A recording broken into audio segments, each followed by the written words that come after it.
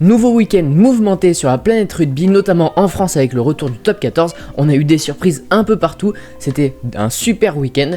Et il y a eu également beaucoup de nouvelles sur lesquelles il va falloir qu'on parle. On parlera donc évidemment du top 14. Le Racing 92 sera aussi un cas évoqué, notamment en raison du changement de stade des Franciliens. Beaucoup d'informations transfèrent autour de Clermont. Et enfin, le 15 de France joue ce week-end face à l'Italie. Alors c'est l'occasion de faire un petit point sur la composition probable. Vous êtes prêts? Allez, c'est parti!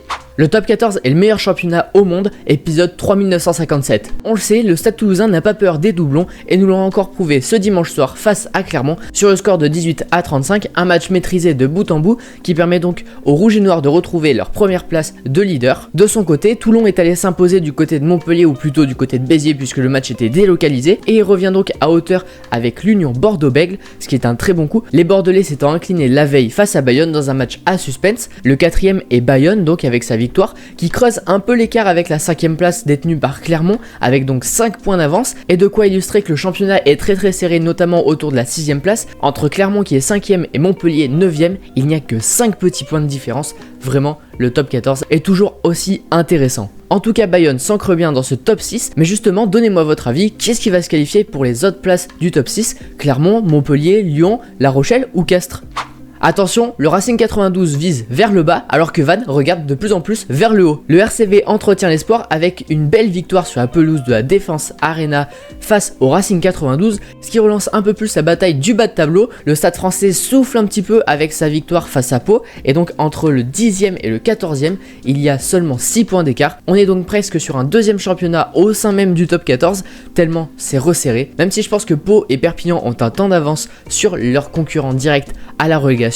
Les clubs parisiens sont au plus mal dans le top 6 la saison dernière. Ils jouent désormais le maintien, 12e pour le Stade français et 13e pour le Racing 92. En plus, les Bretons peuvent mettre rapidement la pression sur le Racing et le Stade français avec un calendrier légèrement plus favorable, même si en top 14 ça ne veut pas dire grand chose, mais le Racing 92 a des matchs vraiment très compliqués pour les semaines à venir. Il y a des déplacements à Toulouse, La Rochelle, Lyon, Clermont ainsi que Perpignan, et puis les réceptions ne seront pas simples non plus avec Bayonne, Bordeaux et Montpellier, et puis surtout le match qu'il faut cocher dans son calendrier, c'est le Racing 92 Stade français qui va valoir son pesant d'or. Une chose est sûre, il va falloir s'accrocher pour rester dans l'élite du rugby français, et d'ailleurs dites-moi en commentaire qui est-ce que vous voyez descendre cette saison.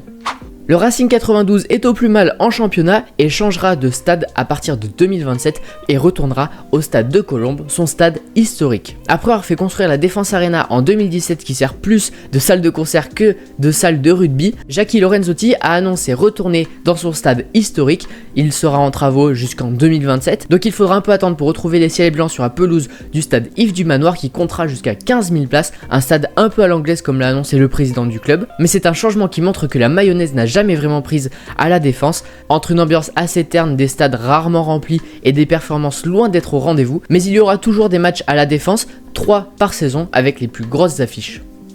Clermont continue de construire l'avenir avec plusieurs prolongations. Après Sowakula, Simons, Jurand, c'est désormais au tour de Bautista Delgui de prolonger jusqu'en 2028. L'Argentin aux cannes de feu rempile donc pour 3 saisons et il est suivi par son compère du centre Léon Darry-Carrère qui signe donc son premier contrat professionnel jusqu'en 2027, qui vient récompenser de bons efforts depuis son arrivée dans le monde professionnel. L'international français U20 continuant de nous montrer de très belles choses même si il est actuellement blessé. Et d'autres joueurs pourraient suivre le mouvement général à l'image de Folao Fainga, annoncé un temps sur le départ. Il devrait finalement rester en Auvergne, lui qui a un profil bien différent des Barnabé Massa ou Étienne Fourcade au même poste. Et puis un des joueurs importants de ce système clermontois, c'est Baptiste Jonot. Il est en fin de contrat en 2026 et l'ASM veut tout de suite le sécuriser et a même déjà entamé des discussions pour prolonger son capitaine. Des discussions en bonne voie même si à l'heure actuelle aucun deal n'a été passé pour le moment. Par contre dans le sens des départs, Anthony Bello devrait bel et bien quitter le club auvergnat, et alors qu'on pensait que lui aussi allait prolonger avec Clermont, Alexandre Fischer aurait de nouveau été approché par l'aviron bayonnais qui aimerait faire venir le flanqueur au Pays Basque.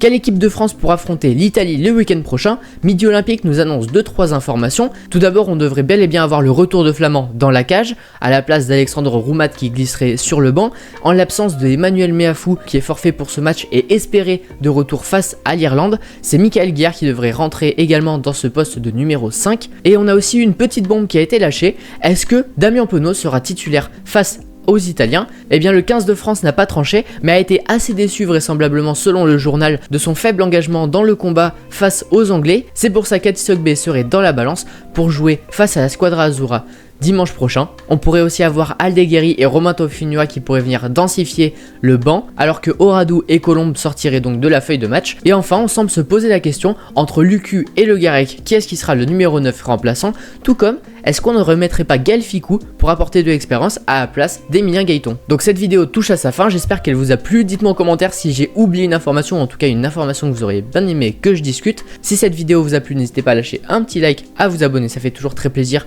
Et je vous invite également à vous abonner sur Insta et TikTok. Et sur ce, moi je vous dis bonne semaine.